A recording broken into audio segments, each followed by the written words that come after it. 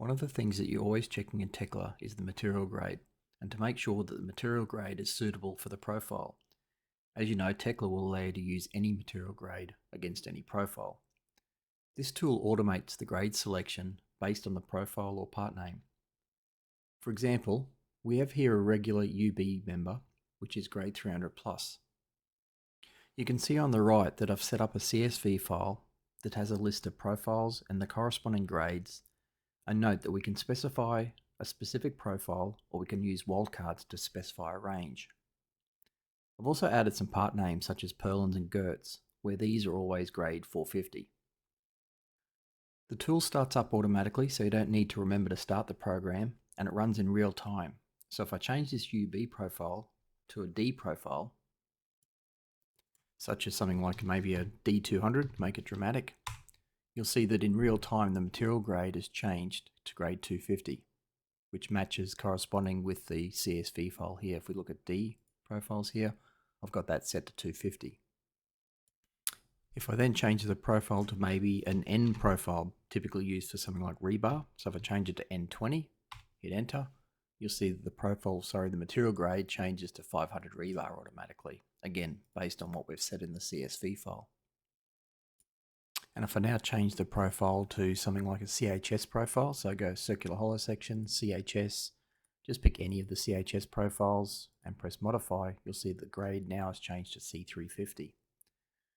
In this example here, I've got one particular profile as a 610 CHS by 6.4 wall thickness that's been set as grade C450.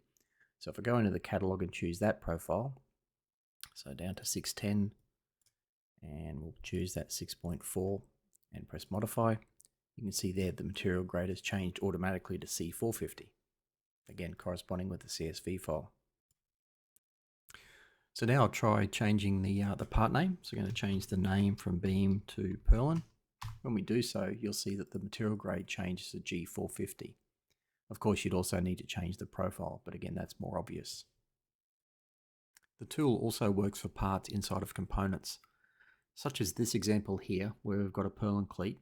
And if we look at the normal material grade for a Purlin cleat, using the component uses grade 250 for the Purlin cleat. If we then change the component, so double click on the component, we'll change the Purlin cleat. Instead of being a plate, we're going to change it to an angle profile.